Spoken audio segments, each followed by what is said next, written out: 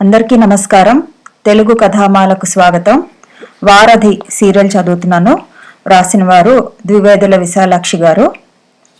అన్నపూర్ణ ఇంటిలో కాలు పెట్టాక ఆ ఇంటికి కళ వచ్చింది. తండ్రి కొడుకుల ముఖాల్లో కూడా ఆ నిగారింపు కనిపించింది. నోటి మాటలు అవసరం లేకుండానే ఎవరికేం కావాలో గ్రహించుకొని సమయానికి సరిగా అమర్చి పెట్టేది అన్నపూర్ణ. ఈ పూటకి ఏం కూర వండమంటావు? రోజు పొలానికి పోయే ముందు శివయ్యని విధిగా అడిగేది. ఒక్కనాడైనా శివయ్య సరిగా సమాధానం చెప్పేవాడు కాడు. శివయ్యకి కాకరకాయ వేపుడు ఇష్టం, వంకాయ మెంతికూర ఇష్టం అంటూ తన రుచులతో పాటు కొడుకువి కూడా తనే చెప్పేవాడు రత్తయ్య. ఈ వివాహం జరిగాక తండ్రి కొడుకుల మధ్య మాటలు సరిగా లేవు. అంతగా అవసరపడితే ఒకటో అరో మాట అంటి ముట్టనట్టుగా గొనిగేవాడు శివయ్య. కొడుకులో వచ్చిన ఈ మార్పు రత్తయ్యకి కష్టంగా తోచింది. తను చేసిన పని మంచిది కాదు అని 1-2 సార్లు తనని తనే నిందించుకున్నాడు. అయినా అన్నపూర్ణని వేలెత్తి చూపించేందుకు లేదు. వాడి తల్లి ఉన్న శివయ్యని ఇంతకన్నా అభిమానంగా చూసుకోదు. శివయ్యకి పెళ్లి చేస్తే ఈ పరిస్థితి కొంత బాగుపడవచ్చు. కానీ తండ్రి ఆ మాట ఎత్తేందుకైనా అవకాశం ఇవ్వలేదు శివయ్య. గ్రామంలో 1-2 చేత పెళ్లి ప్రస్తావన చేయించాడు రత్తయ్య. ఇంట్లో వండి పెట్టేందుకు ఒక ఆడమనిషి ఉంది కదా, ఇప్పుడు నా పెళ్లికి వచ్చిన తొందర ఏముంది అన్నాడు శివయ్య విరక్తిగా. ఏదో ఒక పని కల్పించుకుని పగలంతా పొలంలోనే గడిపేవాడు. అన్నపూర్ణ ఆ ఇంటిలో కాలు పెట్టి 6 నెలలు దాటుతున్నా ఆమె పట్ల శివయ్య మనసులో మాతృభావం కలగలేదు. ఆ కారణంగానే సాధ్యమైనంత వరకు ఆమెకు దూరంగా ఉండాలని నిశ్చయించుకున్నాడు. ఎన్నోసార్లు ఆమెను పిన్ని అని పిలిచి ఆదరంగా మాట్లాడాలని ప్రయత్నించాడు. కానీ ఎప్పటికప్పుడు ఏదో బలంగా అతని కంఠాన్ని అదిమిపట్టినట్టు అనిపించి ఆ మాట పెగిలేది కాదు. ఆమె ఇంట ఇతడు బయట ఉంటున్నా గ్రామంలో పుకార్లకు కొదవలేదు. శివయ్య తన పెళ్లి ప్రస్తావన వచ్చినప్పుడల్లా విదిలించి కొట్టడం వాటికి మరి కాస్త శక్తినిచ్చింది. ఇంట్లో చక్కని చుక్కలాంటి పిల్ల ఉండగా పెళ్లి చేసుకోపోతేనేం అనేవారు శివయ్య వెనుకగా. అన్నపూర్ణ ఏటికి వెళ్లినా ఆడంగులు ఏవో సూటిపోటి మాటలు అనేవారు. మొదట్లో ఆ మాటల అర్థం ఆమెకు తెలిసి రాలేదు. వాటి అంతరార్థం బోధపడిన తర్వాత కొయ్యబారిపోయింది. తన పుట్టుకను తిట్టుకుంది. పుట్టగానే పీక నొక్కి పారేక పెంచి పెద్ద చేసి ముసలాడి చేతిలో పెట్టిన తండ్రిని నిందించింది. పెళ్లి చేసుకోకుండా తనని ఇటువంటి అపవాదుల పాలు చేసిన శివయ్యపై కోపం తెచ్చుకుంది. కానీ అందువల్ల అయ్యేదేముంది? తను విన్న మాటలు తండ్రి కొడుకుల చెవుల్లో మాత్రం పడలేదా? ఏమీ పట్టనట్లు ఎలా తిరుగుతున్నారు? అరిటాకు ముళ్ళు సామెతలా నాశనమయ్యేది ఆడదనేగా వీళ్ళ ధీమా. రోజు శివయ్య భోజన సమయంలో అన్ని వడ్డన చేసి పెరుగిన్న పక్కన పెట్టి వంట ఇంట్లోకి వెళ్లిపోయేది అన్నపూర్ణ. మధ్యలో 1-2 సార్లు వచ్చి ఏదైనా మారు కావాలా అని అడిగిపోతుండేది. ఆ రోజు అలవాటుకు భిన్నంగా పెరుగిన్న పక్కన లేదు. మిగిలిన ఆధారాలు అన్నింటితోనూ భోజనం పూర్తి చేసి పెరుగు కోసం అన్నం ముందుకు తీసుకుని అటు ఇటు చూశాడు శివయ్య. వంట ఇంటిలో మనిషి ఉన్న అలికిడి లేదు. మంచినీళ్ల గ్లాసు గట్టిగా నేల మీద పెట్టాడు. వంట ఇంట్లో మెట్టలు చప్పుడు వినిపించింది. ఈ రోజు పెరుగు లేదులాగుంది. అక్కడ ఉన్న వ్యక్తికి వినిపించేలా గట్టిగా అన్నాడు. ఎందుకు లేదు బాబు, మర్చిపోయాను. మాట పూర్తి చేస్తూనే అన్నపూర్ణ పెరుగిన్న గరిట తెచ్చింది. శివయ్య విస్తరికి దగ్గరగా నేల మీద కూర్చుని అతని విస్తట్లో ఉన్న అన్నంలో ఒక్కొక్కటిగా గరిటతో తీసి పెరుగు వేసింది. ఎందువల్లనో ఆ రోజు ఆమె అలా దగ్గరగా కూర్చుని వడ్డం చేస్తుంటే తల్లి తలంపులోకి వచ్చింది శివయ్యకి. అతడికి పెరుగు వడ్డించి గిన్నె పక్కనే ఉన్న ఉట్టి మీద పెట్టి తిరిగి వచ్చి అక్కడే కూర్చుంది అన్నపూర్ణ. అది ఏనాడూ లేని అలవాటు. శివయ్యకి తల ఎత్తి ఆప్యాయంగా ఆమె కళ్ళలోకి చూడాలనే కోరిక కలిగింది. కానీ ఆ వాంఛను అంతలోనే అదుపులోకి తెచ్చుకున్నాడు. అన్నపూర్ణ మెల్లిగా దగ్గి కంఠం సవరించుకుని, నాకు కోడల్ని ఎప్పుడు తెస్తావు శివా అంది. నోటిలో పెట్టుకోబోతున్న ముద్ద దబ్బున విస్తట్లో వదిలి తెల్లబోయి ఆమె వైపు చూశాడు శివయ్య. ఆమెకు నిండా 18 ఏళ్ల వయసు లేదు. కానీ ఆ మాట అన్న తీరు 40 ఏళ్ల గృహిణి పెళ్లియుడు కొడుకుతో అన్నట్లుంది. ఇది ఎలా సాధ్యం? ఈమెలో ఇంత చిన్నతనంలోనే ఇంత పరిపక్వత ఎలా వచ్చింది? తనకంటే వయసులో పెద్దవాడిని నన్ను కొడుకుగా స్వీకరించి కోడల్ని ఎప్పుడు తెస్తావని ఎంత ఆప్యాయంగా ఈమె ఎలా అడగగలిగింది? పిడుగుపాటు తిన్న వ్యక్తిలా అలా మిడిగుడ్లు పెట్టుకుని ఆమెనే చూస్తూ ఉండిపోయాడు శివయ్య. అతడు తన మాటకు జవాబు చెప్పకపోవటంతో తిరిగి తనే మాట అందుకున్నది అన్నపూర్ణ. చూడు బాబు, మీ పంతాలు మీవే కాని ఆడవాళ్ల కష్టసుఖాలు మీకు తెలియవు. మీ తండ్రి కొడుకులు పొలానికి పోతే ఇంట్లో ఒంటరిగా ఉండేందుకు ఏదో బితుకుగా ఉంటుంది. ఒంటరిగా ఆడది ఉన్నదంటే నలుగురు 4 రకాలుగా అనుకుంటారు. కోడలి పిల్ల వస్తే ఒకరికొకరం తోడుగా. ఆ మాట అంటుంటే ఆమె గొంతుకు బొంగురుపోయింది. ముఖం పక్కకు తిప్పుకుని పైట చెంగుతో కళ్ళు తుడుచుకుంది. ఒక్కసారిగా కళ్ల ముందు తెర తొలగి ఆమె వేదన అర్థమైనట్లు అనిపించింది శివయ్యకి. ఊరి వాళ్ళ మాటలను తను మగవాడు కాబట్టి లక్ష్య పెట్టకపోయినా ఆమెను ఎంతగా బాధించాయో అర్థం చేసుకున్నాడు. తన మూలంగా ఆమె బాధపడటం అతడు సహించలేకపోయాడు. మీకు నచ్చిన పిల్లని తీసుకురండి, నేను పుస్తకడతాను అన్నాడు శాంతంగా. నీళ్లు నిలిచిన అన్నపూర్ణ కళ్ళల్లో ఆనందం తొనికిసలాడింది. మంచిది బాబు, మీ నాన్నగారితో చెబుతాను అన్నది నెమ్మదిగా. 6 నెలలు దాటకుండానే శివయ్య పెళ్లి మీనాక్షితో జరిగిపోయింది. అన్నపూర్ణ, మీనాక్షి రమారమే ఒక ఈడువారే. వాళ్ళిద్దరూ అత్తాకోడలలా కాక అప్పచెల్లెలలా ఇంట్లో మసులుకునేవారు. సరదాకు కూడా ఒక్కరోజైనా పోట్లాడుకొని ఆ అత్తాకోడల గురించి ఊరంతా విడ్డూరంగా చెప్పుకునేవారు. అన్నపూర్ణ కోడల్ని మరీ ఇంతలా పూసుకుని తిరుగుతుందేమిటి, అసలే సవతి కొడుకాయను, ఆ పిల్లని అలా నెత్తి మీద ఎక్కించుకుంటే ఎటొచ్చి ఏమైనా దీన్ని వాళ్ళు సరిగా చూస్తారా, కాస్త భయభక్తుల్లో కోడల్ని ఉంచాలి గాని అనేవారు. మీనాక్షి ఇంట్లో కాలు పెట్టగానే అంతకాలంగా బిగుసుకుపోయిన చిక్కుముడి అతి సులువుగా వీడిపోయినట్లు అనిపించింది ఇంట్లో అందరికీ. శివయ్య పెళ్ళాం కాపురానికి రావటంతో ఊరిలో పుకార్లు చాలా వరకు చల్లబడ్డాయి. మీనాక్షి కాపురానికి వచ్చిన 3 నెలలకు సంక్రాంతి పండుగ వచ్చింది. మీనాక్షి తండ్రి కూతుర్ని అల్లుని పండగకు తమ ఇంటికి రమ్మని పిలవటానికి వచ్చాడు. నూర్పుల మూలంగా తనకి ముందుగా రావటానికి వీలు కాదని మామగారితో భార్యని ప్రయాణం కట్టించాడు శివయ్య. ఓహో, నేను వెళ్ళను అంది మీనాక్షి. పండుగ నాటికి నేను వస్తాను. మీ నాన్న స్వయంగా వచ్చి పిలుస్తున్నప్పుడు వెళ్ళకపోవటం బాగుండదు. నువ్వు ముందు వెళ్ళు అన్నాడు శివయ్య. ఎవరెంత చెప్పినా మీనాక్షి తన భర్తతో వచ్చి ఆ 3 రోజులు ఉంటానంది. మరి ఇదేమి విడ్డూరమమ్మా, మొగుడిని వదిలి పుట్టింటికి పోయి 4 రోజులు ఉండలేదట అని బుగ్గలు నొక్కున్నారు అమ్మలక్కలు. శివయ్యకి ఆ మాటలు ఎంతో సంతోషాన్ని కలిగించాయి. ఆ మాట భార్య నోటి మీదుగా వినాలనే కాంక్షతో రెట్టించి అడిగాడు, ఎందుకు వెళ్ళవు మీనాక్షి అంటూ. మొదట్లో మీనాక్షి చెప్పేందుకు వెనకాడింది. కానీ శివయ్య ఆమె చెప్పేంత వరకు వదల్లేదు. అత్తయ్య ఒక్కతే ఉండాలి నసుగుతూ చెప్పింది మీనాక్షి. ఆమె పుట్టింటికి పోవడానికి తను ఊహించిన కారణం కాకపోవటంతో చికాకు పడ్డాడు శివయ్య. ఇంతా చేస్తే ఈ హంగామాకి కారణం అత్తాకోడళ్ల పొత్త అనుకున్నాడు. తన భార్య మనసుని అంతలా ఆకట్టుకున్న అన్నపూర్ణ పట్ల అసూయాభావం అతని మనసులో కదిలింది. ఆమె కోసం నువ్వు పుట్టింటికి పోకపోవటం ఏమిటి? నువ్వు రాకపూర్వం ఒక్కతే ఉండలేదు. నువ్వు లేకపోతే ఈ 4 రోజులకి మీ అత్తయ్య పసివాడిపోదులే అన్నాడు. ఇప్పుడు ఎప్పటిలా కాదు కాబట్టే నేను ఈ మాట అన్నాను అంది మీనాక్షి ఎంతో నెమ్మదిగా. అంటే అర్థం కానట్లు చూశాడు శివయ్య. మీకు తమ్ముడో చెల్లెలో పుట్టబోతున్నారు. భర్త చెవిలో మెల్లిగా ఊదింది మీనాక్షి. నమ్మలేనట్లు చూశాడు శివయ్య. ఇప్పటి నుండి గోల చేయకండి, ఇంకా 4 నెలలైనా కాలేదు. నాన్నకు తెలుసా? కుతూహలం పట్టలేక అడిగాడు శివయ్య. తెలిసే ఉంటుంది అంది మీనాక్షి. భార్య ప్రయాణం గురించి మరీ పట్టుబట్టలేదు శివయ్య. అన్నపూర్ణకి 5వ మాసం వచ్చేసరికి ఈ వార్త అందరికీ తెలిసిపోయింది. పోనీ 2వ పెళ్ళి అయినందుకు ఆమె కడుపున ఒక పిల్లోడో పుడితే కాలుకి చేతికి అవుతారు అన్నారు పెద్దవాళ్ళు. తాతగారు కావలసిన వయసులో తండ్రి అవుతున్నాడు, తమాషాగా ఉంది కదూ అన్నారు కుర్రకారు. 9 నెలల నుండి అన్నపూర్ణకు కొడుకు పుట్టాడు. పిల్లడు సన్నంగా పొడుగ్గా ఉన్నా ఆరోగ్యంగానే ఉన్నాడు. 11వ రోజున వరదరాజు అని తాతగారి పేరున నామకరణం జరిపించారు. పిల్లాడికి 10వ నెల వచ్చిన దగ్గర నుంచి ఊళ్ళో గుసగుసలు మళ్ళీ ఒక్కసారి రేగాయి. అన్నపూర్ణ కొడుకు ముమ్మూర్తుల శివయ్య పోలికే అంటూ పోలికలు నిర్ధారించారు. రత్తయ్య, నీ కొడుకులిద్దరూ ఒకే పోలికయ్యా అని ఒకరంటే, చిన్నప్పుడు శివయ్య కూడా ఇలాగే ఉండేవాడు అని మరొకరు బలపరిచారు. గ్రామస్తుల మాటల్లో కొంత నిజం లేకపోలేదు. శివయ్య తండ్రి పోలిక వరదరాజులకు కూడా చాలా వరకు తండ్రి పోలికలే వచ్చాయి. కానీ ఆ విషయాన్ని వ్యంగ్యంగా గ్రామస్తుల అంటంలోనే మెలిక ఉంది. అప్పటి వరకు పెళ్లికి ఇష్టపడిన శివయ్య తర్వాత ఎందుకు ఒప్పుకున్నాడో ఊహాగానాలు కూడా చేశారు. ఈ రకమైన మాటలు విని మీనాక్షి ఏమనుకుంటుందో అని దిగులు పడ్డాడు శివయ్య. ఆమె మనసులో ఏముండేదో కానీ పైకి మాత్రం ఏమీ ఎరగనట్టే నడుచుకునేది. పని కట్టుకుని ఎవరైనా చెప్పబోతే ఇందులో వింతగా అనుకునేందుకు ఏముంది? అన్నదమ్ములకు అక్క చెల్లెలకి పోలికలుండవా అని ఎదురు ప్రశ్న వేసేది. శివయ్య ఊరి వాళ్ల మాటల్ని కాదని ఇంటిలో పెరుగుతున్న పిల్లవాడిని కానీ పట్టించుకునేవాడు కాడు. మీనాక్షి కాపురానికి వచ్చాక అన్నపూర్ణ ఎదుటపడి మాట్లాడాల్సిన అవసరమే అతనికి కలగలేదు. ఒకరోజు అతడు పొలం నుంచి వచ్చి అరగంటకి పైగా అయినా మీనాక్షి కంటపడలేదు. అన్నపూర్ణని అడగాలనిపించలేదు. పెరట్లోకి పోయి స్నానానికి కాగులోని నీళ్లు బిందెలోకి తొలుపుకుంటున్నాడు.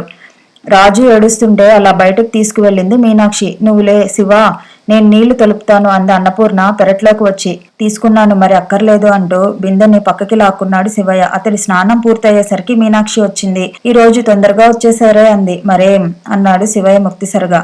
మామయ్య ఇంకా రాలేదా? వెనక నుండి వస్తున్నాడు. కలిసి రాలేకపోయారా? వయసు మళ్ళిన మనిషిని ఒంటరిగా విడిచి రాకపోతే నిన్నటి నుండి ఒంటిలో బాగోలేదంటుంటేనే పొలానికి బయలుదేరారు. ఆయనకు వయసు మళ్ళిందని నువ్వు నేను అనుకుంటున్నాం. అదేమిటండి ఆ మాట? లేకపోతే ఈ వయసులో పెళ్ళేమిటి, మళ్ళీ పిల్లలేమిటి? ఊరుకోండి, ఆవిడ వినగలదు. వింటే మీకేం లేదన్న సంగతి ఏనాడో గ్రహించాను గాని నాకు బాధగా ఉంటుంది. ఎందుకో అంత అభిమానం. ఎందుక? సాటి ఆడది కాబట్టి, ఆమెకు జరిగిన అన్యాయానికి జాలిపడటం సహజం కాబట్టి. అన్యాయమా? అన్యాయం కాక ఆమెకు ఈ ఇంట జరిగిందేంటి? ఆమె కావాలని వలిచి మీ తండ్రిని పెళ్లి చేసుకుంది అనుకున్నారా? లేక మీ తండ్రి కొడుకుల ఆదరాభిమానాలకు మురిసి మూర్చపోతుంది అనుకున్నారా? పరువు మర్యాదలున్న ఇంట పుట్టిన పిల్ల కాబట్టి మీ అనాదరాన్ని మనసులో నిలుపుకోకుండా సవరించుకుపోతున్నది. ఇందులో ఆమె చేసిన తప్పేమిటో మీరు ఒక్కసారైనా ఆలోచించారా? చంటివాడినైనా మీరు కొనగోటుతో తాకకుండా తప్పుకుపోతుంటే ఆమె ఎంతగా బాధపడుతున్నదో మీకు అర్థం కాదు అంది మీనాక్షి నిష్ఠూరంగా. అందరి వంతు అర్థం చేసుకొని అత్తని మరిదిని నువ్వు సాకుతున్నావుగా, అది చాలే నిరసనగా అక్కడి నుంచి కదిలిపోయాడు శివయ్య. వరదరాజుకి 2వ ఏడు వచ్చింది. వాడు మొదట నేర్చిన మాటలు అత్తా తాత అన్న. అత్తా తాత ఎదురుగా లేరు, అక్కడ ఉన్నది అన్న మాత్రమే. రాజు అన్న అనేసరికల్లా అరుగో అన్న అని శివయ్యని చూపేది మీనాక్షి. శివయ్య పొలానికి పోతుంటే వచ్చిరాని నడకతో పడుతూ లేస్తూ ఎదుటికి వచ్చి అన్నా అన్నా అనేవాడు వరదరాజు చేతులు ముందుకు చాస్తూ. పెద్దవారిని విసిరికొట్టినట్టు ఆ పసివాడిని తప్పించుకోలేకపోయేవాడు శివయ్య. క్షణకాలం వాడి ముఖం వంక చూసి ఒక్కసారి చేతుల్లోకి తీసుకుని కిందకి దింపేసేవాడు. ఒకరోజు అలా ఎత్తుకున్న సందర్భంలో ఆ లేత బుగ్గల మీద 4-5 దోమకాట్లు కనిపించాయి శివయ్యకి. వారాంతంలో పట్నం పోయినప్పుడు ఒక చిన్న దోమల గొడుగు కొని తెచ్చి భార్య చేతికిచ్చాడు. ఇది దేనికి తెలియనట్లే అడిగింది మీనాక్షి. మహా తెలివిగా మాట్లాడుతున్నావు అనుకుంటున్నావు కదూ, చంటివాడి బుగ్గల నిండా దోమకాట్లే. ఎంతో అభిమానంట ఇంట్లో అందరికీ. పిల్లాడికి కాస్త మంచి నూనె రాసి పడుకోబెట్టాలనే దృష్టి అయినా లేదు. గిర్రున తిరిగి వెళ్లిపోయాడు శివయ్య. బయట కొంగు నోటికి అడ్డం పెట్టుకుని మెల్లగా నవ్వుకుంది మీనాక్షి. అటు పిమ్మట పట్నం పోయినప్పుడల్లా ఒక లక్కకాయో రబ్బర్ బొమ్మో విధిగా ఇంటికి వస్తుండేవి. కానీ వాటిని తనకు తానుగా తీసిచ్చేవాడు కాదు శివయ్య. ఆ చందనం బొమ్మతో మూతి బద్దలు కొట్టుకుంటున్నాడని మీ బజారు సంచిలో ఉంటే తీసిచ్చాను అనేది మీనాక్షి. సరే తనకేం పట్టనట్లు జవాబు చెప్పేవాడు శివయ్య. వరదరాజు పట్ల శివయ్యలో వస్తున్న మార్పు హఠాత్తుగా నిలిచిపోయే సంఘటన జరిగింది ఆనాడు. రాత్రి భోజనం ముగించుకుని రామభజన మండపం వైపు పోతున్న శివయ్యని శివ ఇలా రానాయనా అంటూ ఆప్యాయంగా పిలిచాడు తండ్రి. అతను చేతిలో చుట్టలేకుండా వీధి అరుగు మీద కూర్చోవటం చూసి వింతపడ్డాడు శివయ్య. రత్తయ్య వివాహం చేసుకున్న తర్వాత కొడుకుని అంత ఆప్యాయంగా శివ అని పిలవటం అదే మొదటిసారి. మాటల మధ్య ఎప్పుడైనా శివ అన్నా అందులో ఉండవలసిన ఆప్యాయత లోపించినట్లే అనిపించేది శివయ్యకి. ముందుకు వేసిన అడుగును అయిష్టంగానే వెనక్కి తీసి అరుగు మీదకి వచ్చాడు శివయ్య. తను చెప్పబోయే విషయాన్ని సూటిగా మొదలు పెట్టాడు రత్తయ్య. ఈ ఏడాది మొదలైన దగ్గర నుంచి నాకు ఒంట్లో ఏమంత బాలేదు. కొద్దిపాటి శ్రమ కూడా శరీరం ఓర్చుకోలేకపోతున్నది. నేను పొలం ముఖం చూసి నెల్లాలకు పైగా అయింది. ఏ రోజుకు ఆ రోజు వెళ్ళాలనుకుంటూనే వెళ్ళలేకపోతున్నాను. ఇది ఇలా ఉండగా నిన్న రాత్రి ఎడం పక్కలో పోటు వచ్చింది. బాధతో గిలగిల్లాడిపోయాను. నిన్ను లేపి ఈశ్వరయ్య దగ్గరకు పంపుతానన్నది మీ పిన్ని. మంచి నిద్రలో ఉంటాడు, మరి కాసేపు చూసి తగ్గకపోతే లేపవచ్చు అన్నాను. ఆ తర్వాత వేడి నీళ్లలో తేనె వేసి ఇచ్చింది అన్నపూర్ణ. దానితో మెల్లిగా సర్దుకుంది. ఇదంతా ఎందుకు చెప్తున్నానంటే నా బతుకు ఎప్పుడు తెల్లవారిపోతుందో తెలీదు. ఏమీ తెలియని అమాయకురాలు మీ పిన్ని. పాపం పుణ్యం ఎరగని పసివాడు వరదరాజు. వీళ్ళిద్దరినీ ఎలా చూసుకుంటావో వారి బాధ్యత నీ చేతుల్లో పెడుతున్నాను. కస్సుమని తోకతొక్కిన తాచులా తండ్రిపైకి లేచాడు శివయ్య. 50 ఏళ్ల ప్రాయంలో పెళ్లి చేసుకున్నప్పుడు ఈ తెలివి లేకపోయిందే. ఎవరినడిగి ఎవరి సలహా మీద పెళ్లి చేసుకున్నావు? నీ వయసు ఆ పిల్ల వయసు అప్పుడు గుర్తుకు రాలేదా? ఆమె జీవితం సార్థక చేయగలననే నమ్మి తెచ్చావా? ఇప్పుడు కొడుకు నీకు గుర్తుకు వచ్చాడా? నాకు అదేం తెలియదు. నేనెవరి బాధ్యత నెత్తిన వేసుకోబోవటం లేదు. కావాలనుకుంటే రేపే ఆస్తి పంపకాలు జరిపించు. నా బతుకు నేను బతుకుతాను అన్నాడు కఠినంగా. చూడు శివ, నేను పొరపాటు చేసిన మాట నిజమే. అలా ఎందుకు జరిగిందో ఎలా జరిగిందో ఇప్పుడు చర్చించడంలో అర్థం లేదు. జరిగిపోయిన దానిని ఇప్పుడు వెనక్కి లాగలేము. అది తప్పైతే దానికి నువ్వు శిక్షించవలసింది నీ తండ్రిని, అన్నపూర్ణని కాదు, పసివాణ్ణి కాదు. సవతి తల్లి అని అన్నపూర్ణ నీకు విషం పెట్టలేదు. కన్న కొడుకుని కన్నా మిన్నగా అభిమానించి అన్నం పెట్టింది. ఆ పసివాడు నీ ఆస్తి మీద యజమాన్యం కోరడు. ఈ ఆస్తి అంతా నా స్వార్జితం. అదంతా నీ పేర వ్రాశాను. మనిషికి మనిషిలా బ్రతకగలిగే మార్గం నువ్వు చూపించు. ఆ పిల్లాడి పెంపకంలో అన్నపూర్ణకి కాస్త చెయ్యి ఆసరా ఇయ్యి. ఇది నిన్ను తండ్రిగా ఆజ్ఞాపించడం లేదు, వేడుకుంటున్నాను. నిన్న రాత్రి నుంచి నా మనసు అగ్నిగుండంలో రగిలిపోతున్నది. నీ చల్లని మాటతో దానికి ఉపశమనం కలిగించు శివ. రత్తయ్య కళ్ళల్లో నీరు వాడిన బుగ్గల మీదుగా పొరలసాగింది. అతడి కంఠం బొంగురుపోయింది. నిశ్శబ్దంగా తల వంచుకుని వెళ్లిపోయాడు శివ. 2-3 రోజుల వరకు శివయ్య జవాబు కోసం ఆత్రంగా ఎదురు చూశాడు రత్తయ్య. గడుస్తున్న ప్రతిరోజు అతని గుండెల మీద మనుగు బరువు దింపి మరిపోతున్నది. త్వరగా ఇల్లు చేరుకోవాలనుకుంటున్న సమయంలో ఎంతకీ రాని బస్సు కోసం అసహనంగా ఎదురు చూసే ప్రయాణికుల్లా కొడుకు జవాబు కోసం నిరీక్షించాడు రత్తయ్య. మౌనమే అతడి జవాబైంది. మౌనం అర్ధాంగీకారం అనుకోవచ్చునా? కొడుకు ముఖంలోని కరగని కాఠిన్యాన్ని చూశాక అలా అనుకోలేకపోయాడు రత్తయ్య. శివయ్య శిలగా మారిపోయాడు. ఆ శిలని ద్రవింపజేసే శక్తి ఈ తండ్రి వశంలో లేదు అనుకుంటూ నిట్టూర్చాడు. మనసులోని బాధను భార్య ముందు చెప్పుకోకుండా ఉండలేకపోయాడు. ఆవేదన, ఆసక్తత పెనవేసుకుని ఆ వృద్ధుడి మనసుని కమ్మరి కొలిమిలాగా మంట పెడుతున్నాయి. ఆ వేడికి ఉపశమనం కొడుకు వల్ల కలగలేదు. భార్య నుండైనా పొందగలడా? శివుడు నా కోరిక మన్నించలేదు పూర్ణ. చావు పైబడుతున్న వయసులో నిన్ను పెళ్లి చేసుకుని నీకు నీ పిల్లడికి అన్యాయం చేశాను. మాయా మర్మం ఎరుగని అమాయకురాలివి నువ్వు. పసివాడు రాజు. మీరిద్దరూ ఎలా బ్రతుకుతారు? ఎక్కడికి పోతారు? మరి 4 కాలాల పాటు నా బంధుల ప్రాణం ఈ మాత్రంగానైనా ఉంటే నీ కోసం ఏమైనా చేయగలిగి ఉండేవాడినేమో. కానీ ఆ ఆశ ఇంకా నాకు లేదు. రోజు రోజుకి ఒంట్లో శక్తి సన్నగిల్లుతున్నది. గుండెల మీద బరువు పెరుగుతున్నది. ఇంకా నేనేం చేయలేను అన్నపూర్ణ. భగవంతుడే మీకు దిక్కు. నీ మంచి మనసే నీకు రక్ష అన్నాడు రత్తయ్య కళ్ళనీళ్లతో. ఆ వృద్ధిని చూసిన అన్నపూర్ణ మనసు కరిగిపోయింది. ఆమె బాగా బతికి చెడిన కుటుంబంలో పుట్టిన పిల్ల. దారిద్ర్యం వారింట తాండవిస్తున్నా మాలిన్యం వారి మనసులను అంటలేదు. కట్నం ఇచ్చి పెళ్లి చేయలేనని తండ్రి తన అసక్తత తెలియజేసిన నాడు ముసలివాడైనా అట్టే ఆస్తిపాస్తులు లేవని తెలిసిన రత్తయ్యని పెళ్లి చేసుకుని ఇంటి పరువు మర్యాదలు నిలబెట్టింది అన్నపూర్ణ. ఆశించినవన్నీ అందరికీ సమకూరవు. తనకి ఈ జీవితాన్ని భగవంతుడు ప్రసాదించాడు. దీనిలోనే ఆనందం పొందేందుకు ప్రయత్నించాలని నిశ్చయించుకుంది.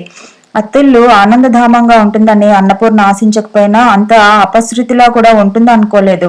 తండ్రి చర్యకి నిరసనగా మాటామంతి లేక ఇంట్లో తిరుగుతున్న వయసులో ఉన్న సవతి కొడుకు, వయసు మీరిన భర్త, ఏపాటి అలజడికైనా కాకుల్లా గోల చేసే గ్రామస్తులు, అత్తలేని కాపురమైన కత్తి మీద సాము వంటిదే అనుకుంది. క్షణకాలం ఆమె మనసు వికలమైంది. అంతలోనే ధైర్యాన్ని చిక్కబట్టుకుని కర్తవ్య పదంలో నడక సాగించడానికి నడుం కట్టింది. ఈ జీవితంలో తను ఆశించవలసిన ఆనందాలు, పొందబోయే అనుభూతులు ఏమీ ఉండవు. తన ఆనందానికి పనికిరాని ఈ బతుకు ఇతరుల సంతోషానికైనా వెచ్చించగలిగితే జన్మ సార్థకమైనట్లే అనుకుంది.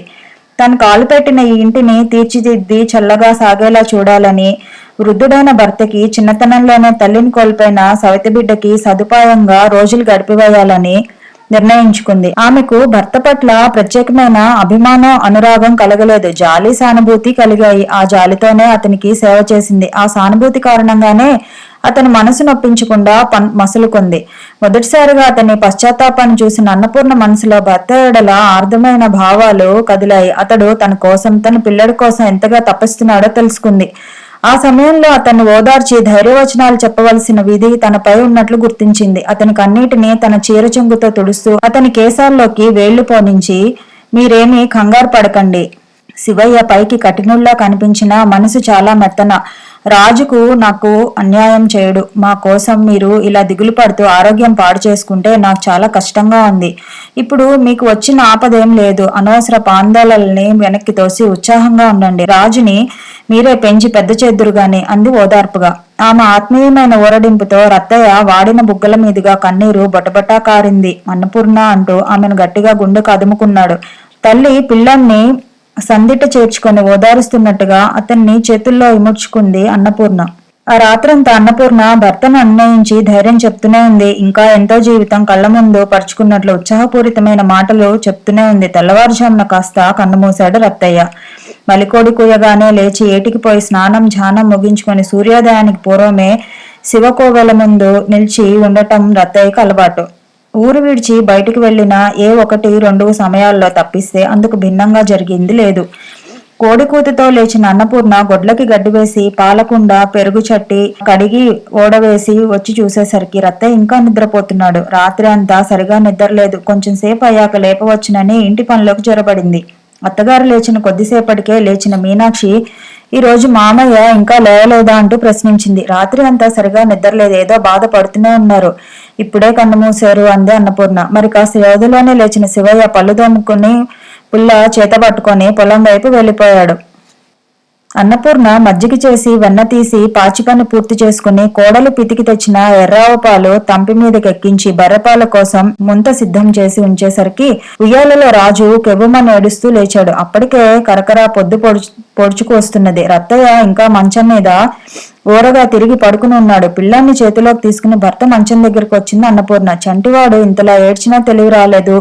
ఎంత గాఢంగా నిద్ర పట్టింది అనుకుంది. మంచం మీదుగా కొంచెం వంగి, చాలా పొద్దుపోయింది, ఇంకా లేస్తారా అంది మెల్లిగా. రత్తయ్యకి మెలకు రాలేదు. కొడుకుని మంచం మీద దింపి మెల్లిగా చేతితో తట్టిలేపింది. కప్పుకున్న దుప్పటి మంచం కింద శరీరం చల్లగా తగిలింది. తను లేచిపోతూ ముఖం వరకు కప్పిపోయిన దుప్పటిని ఆత్రంగా సడలించి చూసింది అన్నపూర్ణ. అక్కడ రత్తయ్య లేడు, మిగిలింది అతని కాయం. కెవ్వున కేక వేసింది అన్నపూర్ణ. కేకతో మీనాక్షి, పొలికాపు, చిన్నయ్య పరుగున వచ్చారు. క్షణంలో ఆ వార్త పొలంలో ఉన్న శివయ్యకి అందిపోయింది. నాన్న అంటూ వచ్చి మీద పడి చంటివాడిలా ఏడ్చాడు. అన్నపూర్ణ రాతిబొమ్మలా అలా నిలబడిపోయింది. ఆమె నోట ఒక్క మాట కూడా రాలేదు. కంటి వెంట ఒక్క కన్నీటి బొట్టు ఊబికి రాలేదు. ఆఖరి క్షణంలో వేదనతో అలమటించి బతుకును వదల్లేక, చావును ఎదిరించి నిలవలేక చిన్నపిల్లాళ్ళ తన చేతుల్లో ఇమిడిపోయి కన్ను మూసిన ఆ వృద్ధుడు అదే ఆఖరి మాటగా, అదే ఆఖరి చూపుగా ఈ లోకాన్ని వదిలితే ఆమె మనసు జాలితో పేరుకుపోయింది. అతని మనసును అర్థం చేసుకుని తమ అనురాగంతో, ఆప్యాయంతో మసులుకుంటే మరికొంతకాలం పాటు అతను బతుకునేమో, అతని చావుకి పరోక్షంగా తను కారణమేమో అని బాధపడింది ఆమె మనసు.